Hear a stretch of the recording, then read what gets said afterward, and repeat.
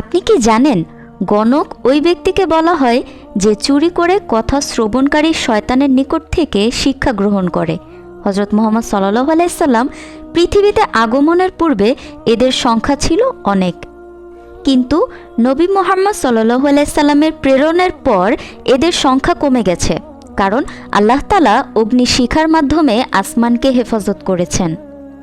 এই উম্মতের মধ্যে এই বিষয়ে যা সর্বাধিক বেশি সংগঠিত হয় তা হচ্ছে জিনেরা তাদের মানব বন্ধুদেরকে হারানো বস্তুর সন্ধান দেয় এবং জমিনে যেসব ঘটনা ঘটে তার সংবাদ এনে দেয়। মূর্খরা এটিকেই কারামত মনে করে। অনেক মানুষ এর মাধ্যমেই ধোঁকায় পড়ে।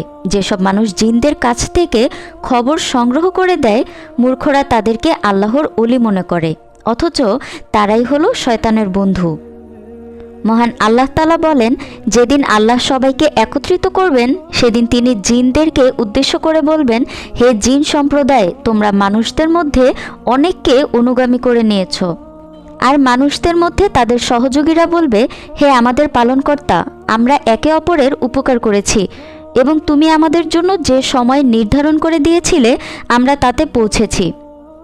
আল্লাহ বলেন, তোমাদের আবাসস্থল হলো আগুন, যেখানে তোমরা চিরকাল থাকবে, আল্লাহ যা ইচ্ছা করেন তা ব্যতীত।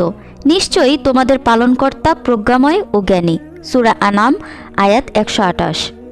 এ সম্পর্কে রাসূল সাল্লাল্লাহু আলাইহি সাল্লাম বলেন, যে ব্যক্তি গণকের কাছে গেল, তারপর তাকে জিজ্ঞেস করল, অতঃপর গণকের কথাকে সে সত্য বলে বিশ্বাস করল, 40 দিন পর্যন্ত তার নামাজ কবুল হবে না।